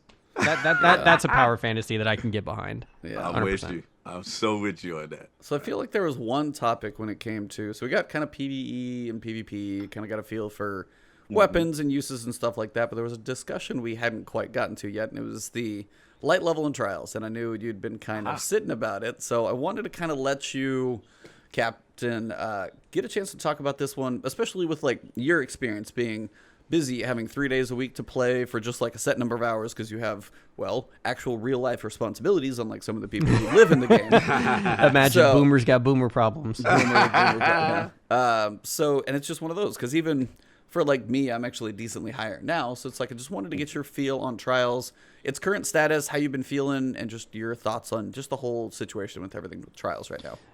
Sure. Overall, just like I just want to preface this at the top. Like even when Trials was even in the discussion of like, should it come back? Is it in a position to come back? I'm still in the camp that it's better to get it in here and knowing that there's still things that are broken. And even though it may like shine a magnifying glass on things that need to be tweaked and adjusted, there still needs to be an end game PvP activity that is something that you can do on a weekly basis. It just needs to be a thing. It's something that's been missing for so long, that was a core part of the D1 experience, and it needed to come back regardless, whether it was ready or not. It just needed to be here. So now that it's here and we're in it, now we get to live that timeline. So like you said, someone like me that, I work, 50 hours a week plus, I can only play 3 nights a week because, I still spend time with my family and things like that and things to do around the house. So I Destiny wise, I get to put in 12, 15 hours a week, somewhere in there. I'm getting to be about 990, like the mid 990s. To keep, being transparent, and like my season rank is like almost in the 30s. So yeah, people are like, oh, casual. It's like, yeah, shut up. I'm still enjoying the game. We're literally like, still enjoying the game. We're like 15 days into the season though. People are like, oh, why are you not max level? You're like, I'm 2 weeks into a 12-week season. Yeah, it's like, dude, there's like 80 days left to go or something like that, or 70 days. Like, chill out. Like, this is supposed to be a long grind for the average player. So for my trials experience so far, I expected to get slapped in the first week, and I did, because I was like 970 and I was encountering people in 1,000. I was getting dunked with Mountaintop. Like I had never been so fearful of Mountaintop in my life. When I saw someone that was 1,000, I'm like, well, shoot, dude, if he just even hits the ground near me, I'm done. Yeah, there's nothing I can do about that. And so, it was a bit frustrating because I'm like, I know I can beat these guys, because I would go play comp and I would just wreck people in comp. And it's like, I know my gun skill is here to compete. I know I can do it. I can win my 1v1s. I can sometimes pull a 2 or a 3v1. I can do it. But they do have an advantage because they just were able to contribute more time than I could. Right. And I also didn't bounty stack. I didn't do that. I approached the season fresh. I made that choice too. I could have stacked. Because I've done that before with other DLCs from Destiny 1 and even D2, and it's like, I just want to just play the game. I'm not trying to, like E's in a different position. He's got to make content about things that are happening with the game, and other people that are in that situation too. They need to get to the end so they can discuss the things at the end quicker and sooner because they got to be first. Totally get that. I'm not in that position, and I'm not that kind of guy, and so I'm just here to enjoy it. So from a Trials perspective, the light level thing is a bit frustrating, but at the same time, I'm happy that it's there. And it should be there because there needs to be something to strive for. Because you know what it's doing for me is, I'm frustrated, but it's making me think, all right, I need to make sure I'm dedicating time to go do my pinnacles. I need to go get powerful drops. I am now intentionally saying, all right, it's reset. I'm going to go do my 3 strikes. That's a powerful drop. I'm going to get my bounties done for Zavala. That's another one. I will get my ones from Shaxx just because I'm playing ranked. So I save that for later when I'm ready to pivot Friday and Monday to be all PvP. So I save that for my PvP days. So Wednesday is like now my PvE day. So it's like I'm going to do anything I can do PvE, whether it's my flashpoints or strikes or whatever. Gambit or the bunkers too. Gambit, I mean, I'll do it if I have to. I've been struggling to do Gambit, Yeah, like once, honestly, Breakneck and Dredgen broke Gambit for me. It was so much Gambit. So much Gambit. But I did like Gambit at the time. Don't get me wrong. Like, I remember playing at Guardian Con for the first time. I was like, this mode's dope. This mode's fun. It's just, I don't know. Because I've played so much of it, it's like I kind of just want time away. Yep. So, and that's not a knock on the mode. That's just because I had to play so much of it. Just to get these a couple things. But Trials, though, as a whole with the power advantage, it sucks. It can really, really suck because you really like, even now, like I'm going in and someone's 1,000 and I'm in the 980s. I'm like, sweet. He already has a major advantage on me. And so does his team, especially if they team shot. Like I'm in deep, deep trouble. And I've shoulder charged guys and with the solar subclass that applies a burn and a heavy hit and they tank it. Yes. And they don't die. And I'm like, okay. Like my one hit kill ability that I have, knowing that I can punish him because I caught him looking down a hallway at my teammate and I can drop him right now, is able to survive turn and burn me. And he survives the burn that I put on him. So it's like, okay. And is that because it's 100% because of power? My damage dealt and his received are making it to where he's not going to die. Right. So it feeds back in where it's like, all right, I need to go grind PvE. But it gives me something to strive for, and it's like, all right, if I want to be able to do better in Trials, I do need to grind some PvE. I need to level up. So it's frustrating from a competitive sense because you're like, it's a weird pill to swallow saying, I'm not losing because I'm bad. I'm losing because this person played more or got better drops than I did at the time. So it's a weird position to be in, but at the same time where it's like, if it's truly because he's putting time in to get that gear, to get his level up, I can't be mad at that because I know I can't put in the same time as him. And so it's like, all right, fine. If that's why I'm losing, that's okay. And I know that and I can accept that. And so, that's how I feel about it. Cool. E. I also wanted to ask for both of you guys as well. With kind of this thing running around, I see it on Twitter, saw different things discussing it over the weekends. Everybody was basically farming 3 wins for tokens once they got their shotgun. Ran into that a lot. Yeah. So you're facing, so this is this is the next topic for Trials, and this is the big one that's going on. Like, once the weapon is in your loot pool, once you've acquired it, then your tokens can let you get drops on the weapon. Right. And then people are just farming tokens by getting to 3 and resetting over and over. So, like, the flawless and all that stuff. So, that guys... needs to be adjusted. That needs to change. Yeah. So, I was like, I'll go for it if you want to dive in or anything besides what I said. Yeah, I mean, that's literally what my issue is. I was going to really backtrack real quick.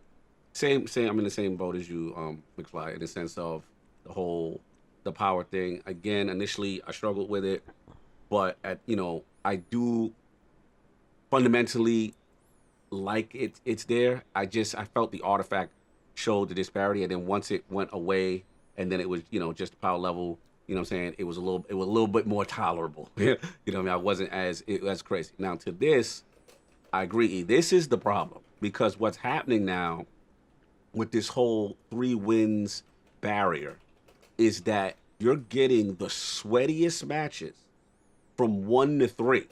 Like at least my experience, like it's anecdotal, but it's insane because you're getting top guy. I'm like let's say I play 5 matches of trials. You know, I'm seeing guys with lighthouse emblems in round 1. And I'm like, match 1, and I'm just like, man, like this is gonna be sweaty. And they've got to make an adjustment because that right there, that whole farming bit, I just don't like. I don't like the way it disrupts as far as the balance, as far as who you're facing on your card, and they need to take that away. And then the other issue is, I still have an issue with the lack of adept weapons. You know what I'm saying? I feel that I think that's coming later.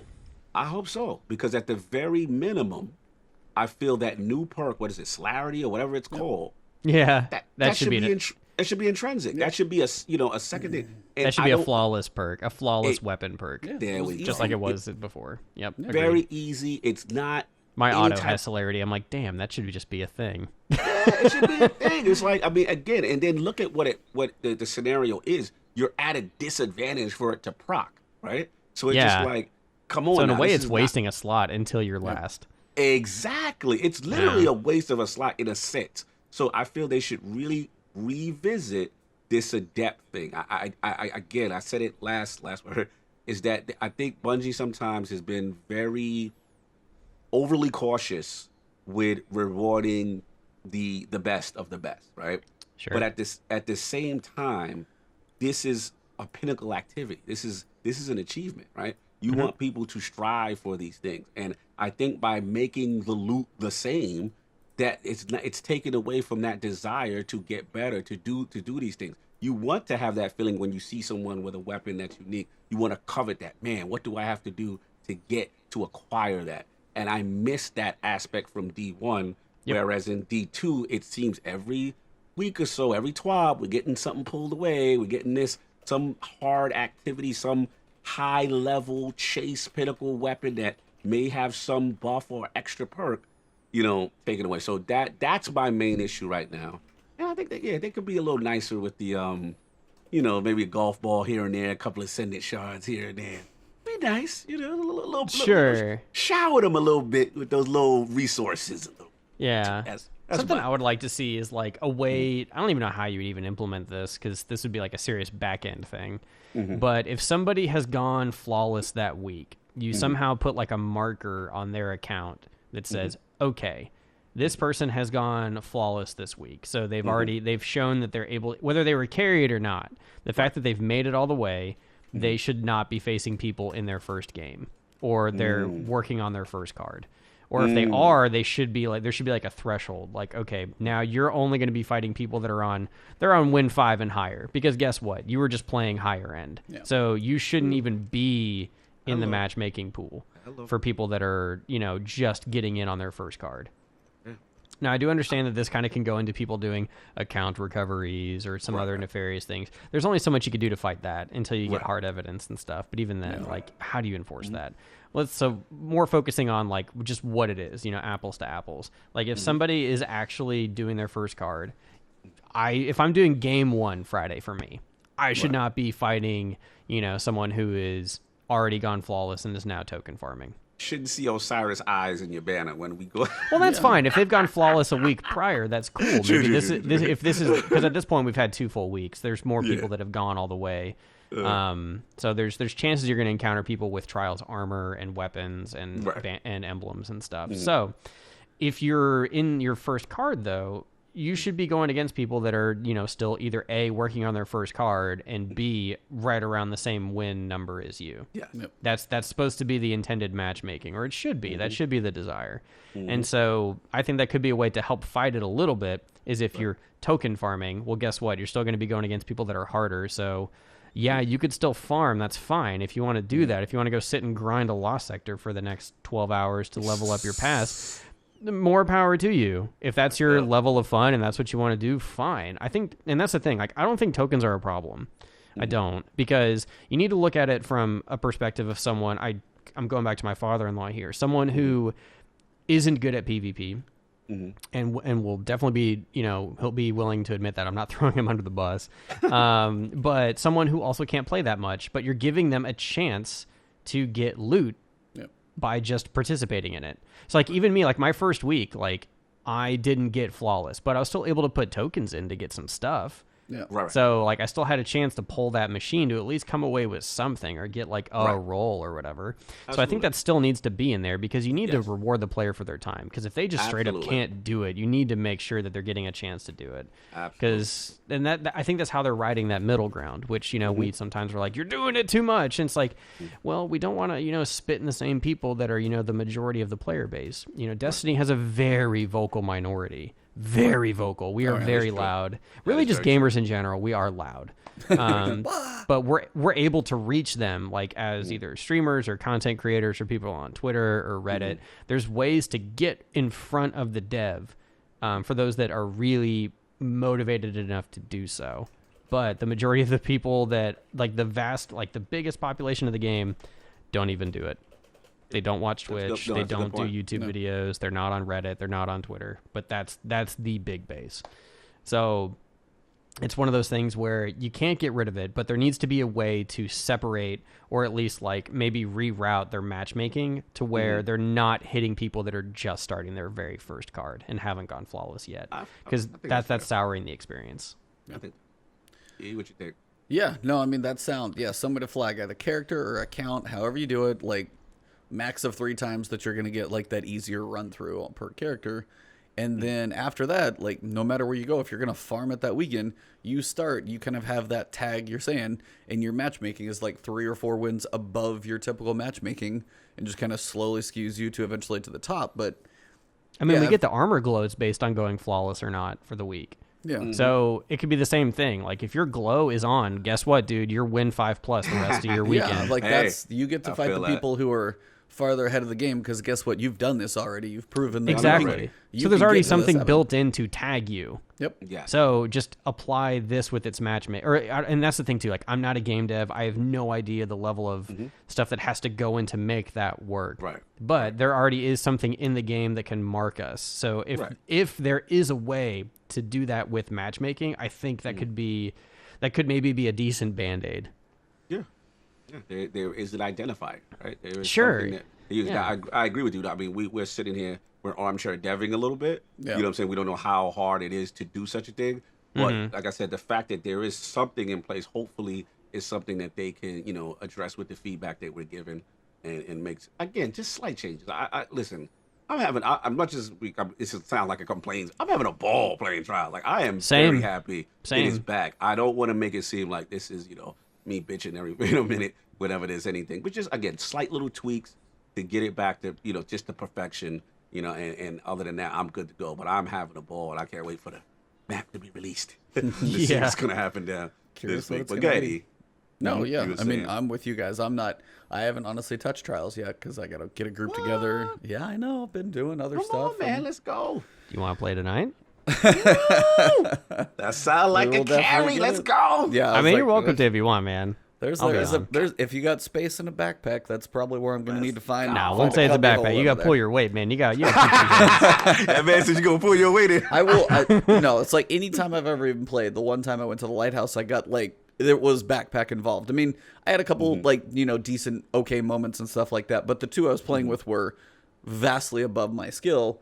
Even in that, though, I was like, I'll still give it my best. I'm just like, don't expect me to be on like the elite level. Is the biggest thing I'll ever say. So, sure. Get in there. You gotta get it. It is still one of the most fun modes. The strategy, not getting picked, support your teammates. You know, there's so much involved, and when you get that pick, sometimes rushing, protecting orbs.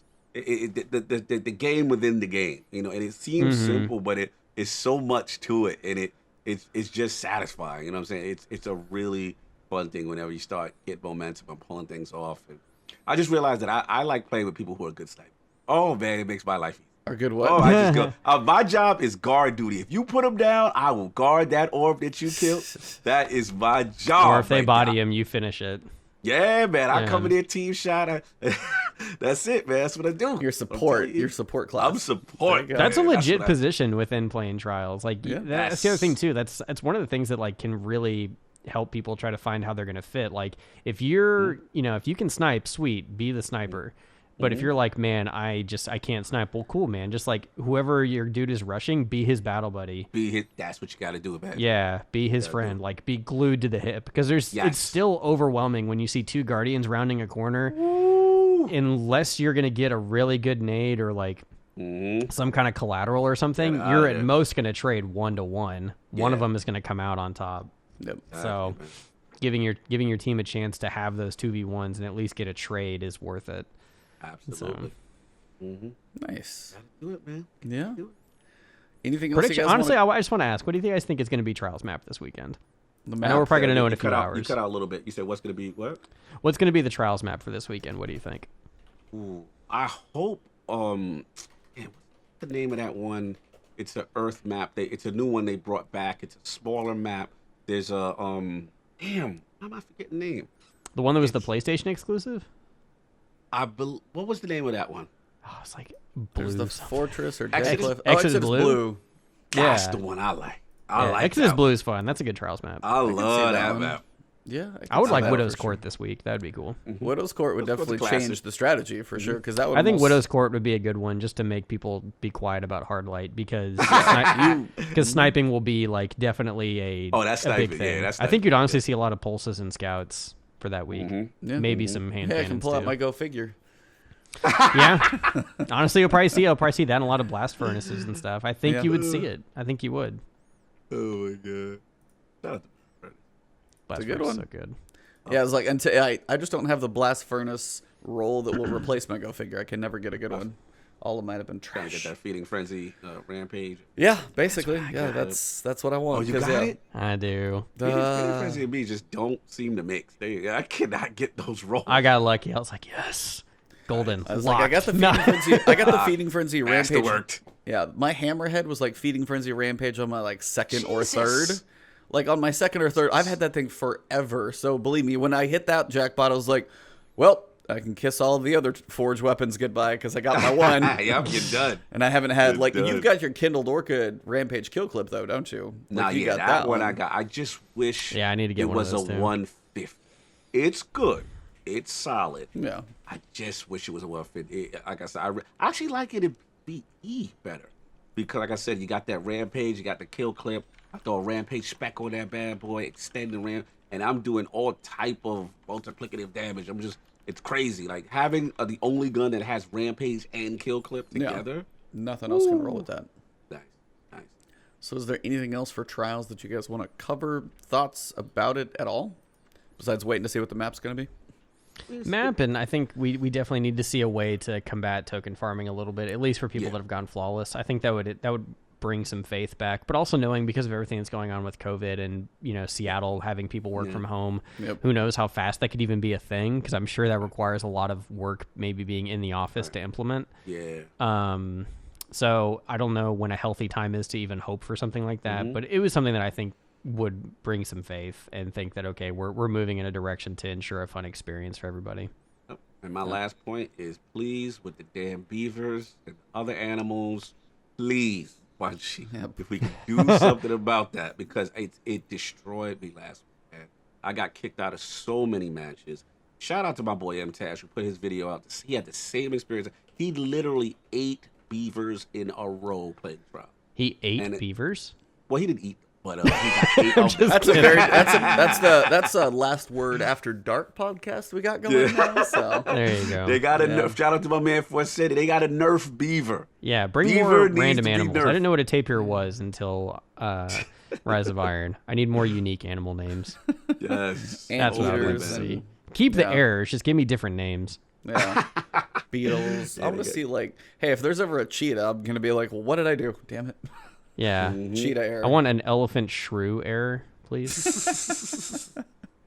Okay, that would be ultra specific. Be like, you found it. Some coder's like, all right, dude, make it like Pokemon. One. Dude, you could have a whole triumphs list for how many errors you've gotten. Oh my god. You could have your own seal. I'm done. It's just killed by the architect seal. It's man, a seal. You also know that killed by the architect also has to have a counter for the number of times you've been killed by the drop pods. Oh yeah. My god. Oh yeah. Strongest That'd thing be in the awesome. game. By the way, have you ever been team killed by a teammate from shoulder charging you into a wall in Trials? Because I have. Wow. They shoulder charged and pushed you into a wall hard enough to kill you? Yes. The inertia of somehow it knocked me out. Damn. It was crazy. Wow. It was on Anomaly. I was like, you've got to be kidding. I mean, everything's kind of tight in there, but yeah, that's a new one. I have not seen that. Yeah, like it can be done. You can TK your teammates because it's like punting the chest. You know, I think if you hit it the right way, like it's like if you were falling down the map, the game registers you're moving really quickly and hitting a surface. Wow, it's messed up. So if you want to troll your friends, the bunker. Yeah, that's a good troll. Yeah. Those bunker slides where you find the jump, perfectly glide, and land. Oh, I love that. I do that. I come in there full tilt. Now, I will definitely say, I actually wanted to ask you guys, because I thought about this earlier and totally blew past it. We were talking about the consoles and stuff. Like, the bunkers are a prime example of the way the games are built at this point. We have to go down this tiny little corridor while it unloads the world out here, while it loads the thing in front of us. Of course. As they think about, the faster SSDs and all these crazy powerful consoles, like, what do you truly picture, like, if we, D3 is in the works, and they know they've got that power to work with, and they know of that speed of the SSDs and the loading, like, we've had that for so long. I honestly don't know if I can picture what, like, games are just going to be completely, like, just the navigation of a game is going to feel completely different, I think. Yeah, I mean, I would anticipate a lot less loading times, or if they happen, they're going to be pretty instantaneous. Almost like, when Division dropped, being able to go from inside to outside and you're not seeing a load screen. Like, I think you'll see more things like that. They may force you to slow down during it, maybe for a brief moment. Like, you can't sprint during that load time, but you're still in the world and that change is happening. Yeah. I would expect maybe things like that. I think in the beginning, though, it's just like any new console life cycle. You're not going to see the full power until you're a couple years in. Like right now, we're seeing the true capability. Like, look at God of War on PlayStation. We didn't see that till near the end of the life cycle. Same with when Last of Us 2 comes out. Yeah, we're gonna see what could be a next gen game, but is the very end of this cycle too. Yeah. So hard to say. Yeah, man, it's a good question. And I get excited about that type of stuff in tech. Just having Destiny with new tools, new graphical fidelity, more RAM, all these things that make the world more expansive. So that excites me.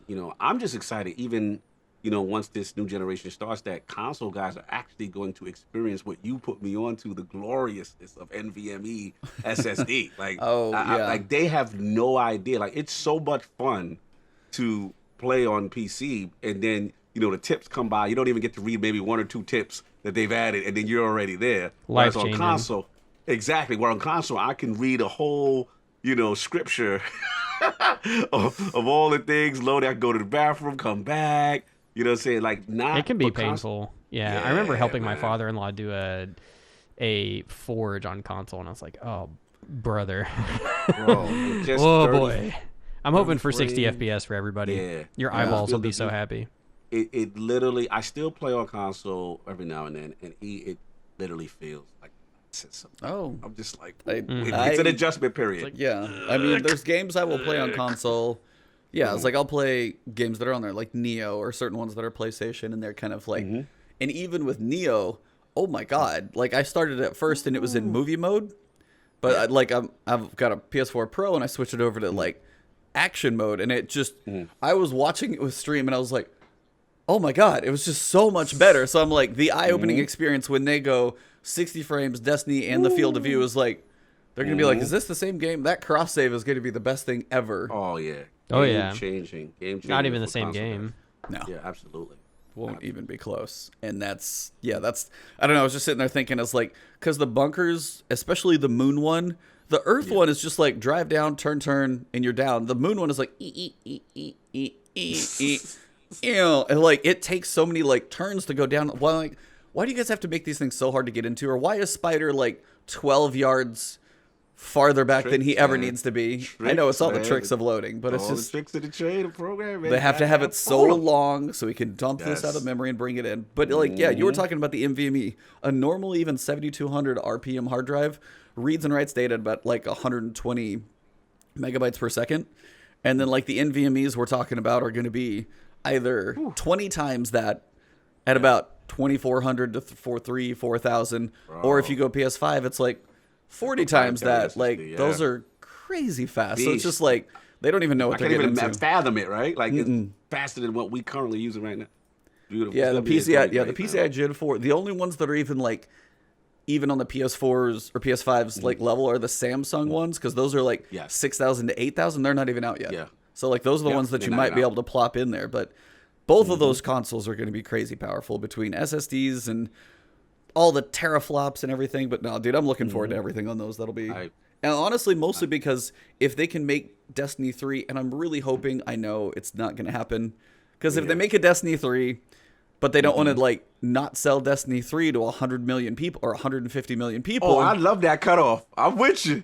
I'm with you, I bro. want the I cutoff, love that cutoff. because I want that game built for future gen. agree.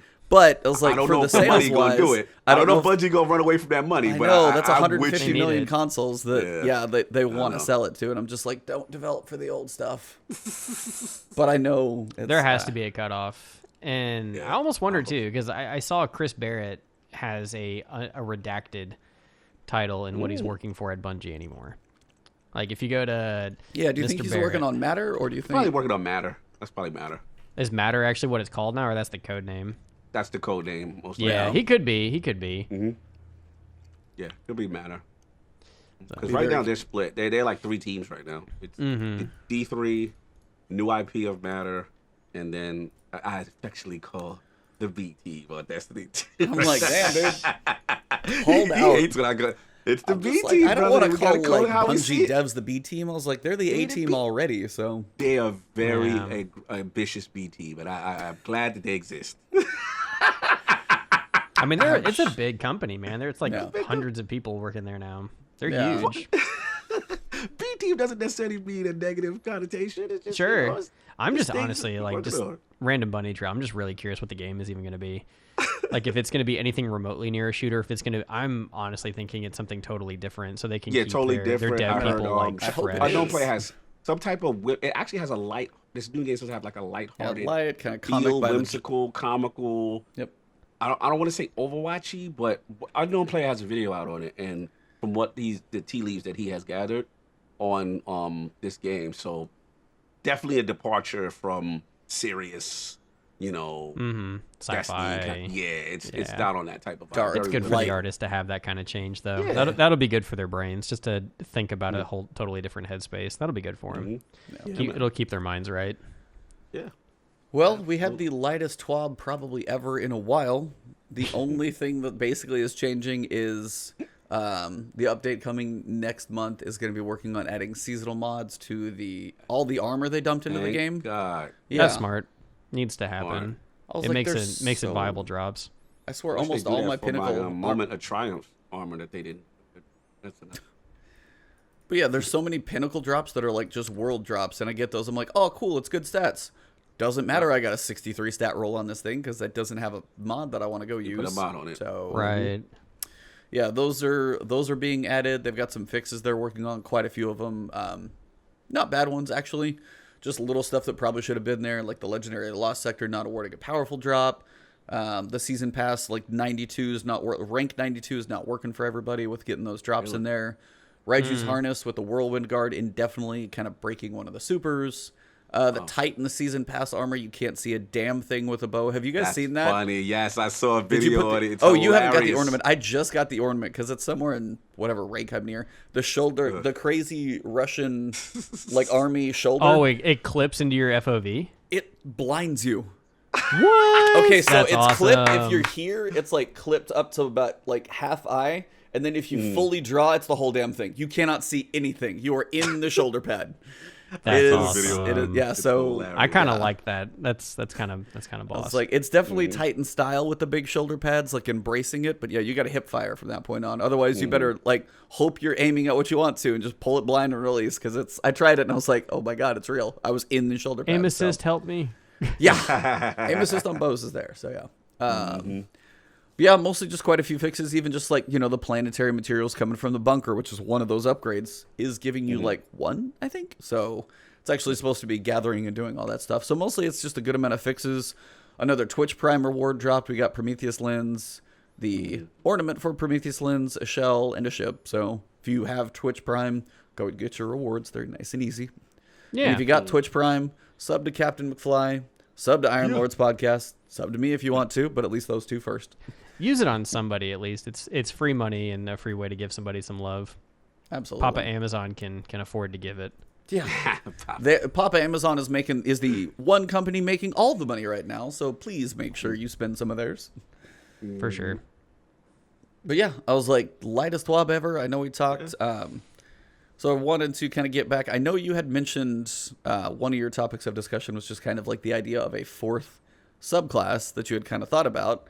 I was like, so would it be like damage type? Like, would you want like a different color, like a completely different feel, or just another fourth like little option of like the way we got the Taken King, we got the hammers? Do you want now, if I'm a solar guy, what am I going to run around with like solar swords as a Titan, or like which way were you taking those? I was curious. To me, I'm looking at it like, based on the cutscenes we got at the end. So spoilers if you haven't seen the end of the cutscene for Shadowkeep at this point. But honestly, even not, like knowing that there have been Guardians that have meddled with the darkness, like Toland and stuff like that, I would love to see a darkness inspired subclass. So whether that's quote unquote poison and it's green, or I honestly think you go black. And almost like Taken, almost like black and teals and whites. I think that'd be kind of cool, because like in a way you're almost embracing like a Star Wars vibe of like a gray Jedi or something like that. And so having like a mishmash of the different subclasses with a darkness twist to it. So maybe it doesn't have a burn, but maybe it has like a smoke grenade effect, and so it's like a cloud and a slow or something like that. Different kinds of, maybe it's more of like a debuff centric class or something like that. To where you have even more roles, like, because we now finally have healing roles within, the warlocks, and then you have bubble back. Having someone that could say, all right, I'm focused on debuff. So I'm working on like, neutralizing the enemies or turning the tide, whether it's from a PvE or even a PvP perspective. I think it would be kind of interesting, and I think it could work within the lore of the game without straight up having to write new lore. Like, we have Guardians that have been exiled for meddling in it, or have been lost to the corners of time because they've been investigating the darkness too hard. Do you think they could ever actually pull a world of like Horde versus Alliance, like Dark versus Light, and you actually pick which side you start the game on? Do you think they could ever go that far? I mean, they tried to do it with Vanguard and with Vanguard and the Drifter. So maybe we'll see. Maybe that'll pan out. Maybe that's kind of part of that thing. If you picked Drifter, you'll have that as a subclass option, and if you didn't, picked then so you long maybe ago, have but you don't know what you did. Yeah, I don't know. That's one of those things too. It's like, what was the purpose? Maybe like dialogue things that we still get. Like we haven't seen the payoff on that yet, if we will at all. So it's hard to say on that until we actually see it. But I would say though, I think it would be cool. That would be something I would like to see, is like something that could bring in a fourth that's completely different from the others. It's kind of more of like an overall debuff, or maybe it's a damage over time style thing, or like maybe built on like suppression or like anti-light, basically. Like it's, all the nades are built on like suppression nades, or things like clouding or taking away supers, or maybe draining super energy and converting it to yours. If you could get any type of like vampiric abilities of like stealing health, stealing energy, stealing grenade energy from like exactly, like maybe that's, you don't have a super, like you forego a light given super with the intent of pulling light from others. That could maybe be the way that you balance it. Is that this person, you never get a super, but you're all built on depriving your opponent from their super, from their light given abilities. I think that'd be sick. That would be, that reminds me of like all the other classes, and then the Dread Knight that came into World of Warcraft was like that completely different feel. So that would be cool. No, I was like, I either want, I'm with you, with fourth subclass, like some different style. I would like to see a little more depth on the skill trees too, coming from World and Diablo and too many games. Like just the one little pick, like just a little more, intention of like how I want to play. Do I want like, do I want the Devastator Maul, but I want to have, something like Sunspots or something? Is there a way to mix and match some pieces of those things? Would be nice to see as well. A little bit of variety. They're so cookie cutter right now. It's one or the other. They are, but at the same time, like, you got to know that you're not appealing to, you got to try to find a way to make sure it's approachable, but also to give build options. Yeah. There'd be a lot of balancing that needs to happen with stuff like that to make sure you're not straight up like super breaking. That's a lot more you have to balance. Yeah. But I agree, like more player agency for your super decisions would be cool. Yeah. The chat is like, yeah, Destiny 1 trees. But do you, though? Yeah. Do you really? Are you telling me? Okay, all right. So you're telling me, chat, that you used every single node in D1 skill trees? If you are, you're a liar. No, never did. No. Never said that one. Ones. Yeah, but I was like, I'll never use every node, does come to the balance. But if there were more... But so many of them did nothing. Like, they were not viable. Okay, but that's kind of the thing. Like, if they take a subclass that was, way of the Devastator, like the Burning Maul was not much for a while. Picture that as a couple nodes. Well, if they go through and buff those nodes up, and at least, like, it makes them look and be like, hey, what nodes aren't used? Well, I can look at a heat map, and it looks like a touch screen on a password thing, and there's only 6 or 7 that are used, and there's about 12 that aren't. Okay, let's look at why those aren't good and see if we can make them viable, at least to give you... I mean, they would need to do that type of balancing, but... But that's what they did with these subclasses, though. They said, okay, cool, these now have 3 different playstyles for this class of super, or this element type. But the negative to it is that it locks you into a permanent style, and it doesn't give you any flexibility. Whereas, even though I do like the D2 styles right now, I actually like the different choices, at least for Warlock. I don't have any complaints. But I do miss that option that E is talking about, which is, in D1, I remember running with Sun, what was it? The one that resurrect, whatever. Sunsinger. Sunsinger, yeah. And, you had, like, different, this type of melee, and I had, Viking Funeral. You could do some tweaking. Even now with the Nova, I was picking what super I was using, the one that leaves the ball underneath. Was it drastic? No. But there was some gameplay changing things that I liked having, some effect on. It would be cool. I mean, we do know they're calling it an MMO now. They're officially embracing it. They want to get more. Luke Smith has come out openly and said they really want to get into those roots and those, that type of mentality for D3.